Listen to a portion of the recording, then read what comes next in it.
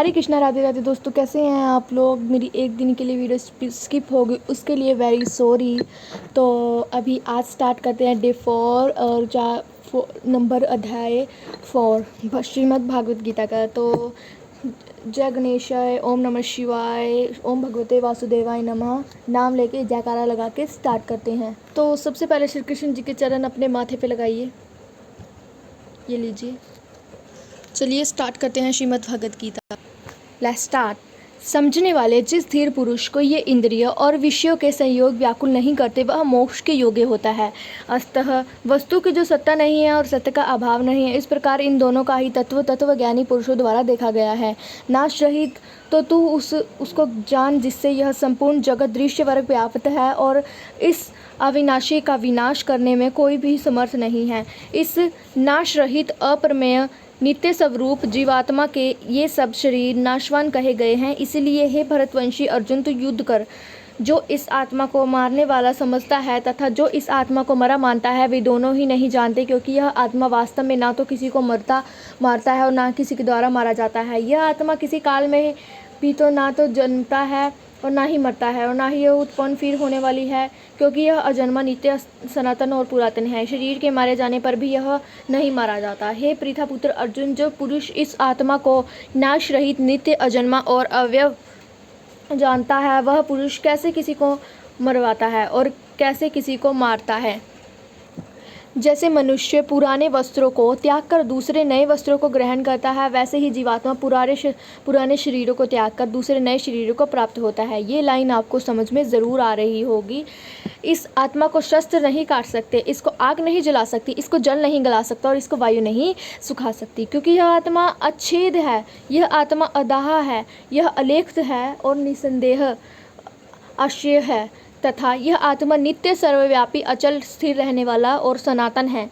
यह आत्मा अव्यक्त है और यह आत्मा अचिंत्य है और यह आत्मा विकार रहित कहा जाता है।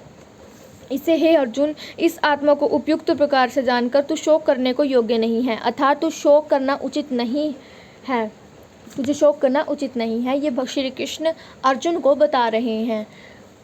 आगे पढ़ते हैं। किंतु यदि तू इस आत्मा को सदा जन्मे वाला तथा सदा मरने वाला मानता हो, तो ये भी महाबाहो, तू इस प्रकार शोक करने को योग्य नहीं है, क्योंकि इस मान्यता के अनुसार जन्मे हुए की मृत्यु निश्चित है और मरे हुए का जन्म निश्चित है।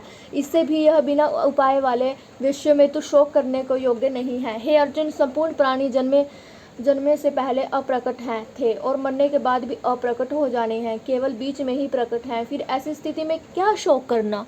ये श्री कृष्ण जी अर्जुन को समझाते हैं कि तू शोक मत कर, क्योंकि ये शोक कुछ नहीं है, तेरे शोक करने का कोई फ़ायदा नहीं होगा। ये लाइनें बता के श्री कृष्ण जी अर्जुन जी को समझा रहे थे।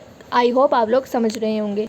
आगे पढ़ते हैं। कोई एक ऐसा महापुरुष ही एक आत्मा को आश्चर्य की भांति देखता है और वैसे ही दूसरा कोई महापुरुष ही इसके तत्व का आश्चर्य की भांति वर्णन करता है, तथा दूसरा कोई अधिकारी पुरुष ही इसे आश्चर्य की भांति सुनता है और कोई तो सुनकर भी इसको नहीं जानता। हे अर्जुन, यह आत्मा सबके शरीर सदा ही अवैध है, इस कारण संपूर्ण प्राणियों के लिए तू भी शोक करने के लिए योग्य नहीं है, तथा अपने धर्म को देखकर भी तू भय करने के लिए नहीं है था। तुझे भय नहीं करना चाहिए, क्योंकि क्षत्रिय के एक धर्मयुक्त युद्ध से बढ़कर दूसरा कोई कल्याणकारी कर्तव्य नहीं है। यह बात अपने आप प्राप्त हुए खुले हुए स्वर्ग के द्वार रूप इस प्रकट के युद्ध को इस भाग्यवान क्षत्रिय लोग ही पाते हैं। बोल बांके बिहारी लाल की जय, श्री वृंदावन बिहारी लाल की जय। तो आज के लिए इतना ही। मैं आप लोग सोच रहे होंगे कि मैं इतनी आराम से, मतलब इतनी ज़ोर से क्यों गा रही हूँ, मतलब कि इतनी ज़्यादा टाइम लैप्स में क्यों बोल रही हूँ, क्योंकि मैं कम से कम वीडियो बनाना चाहती हूँ। और ये है डे 4।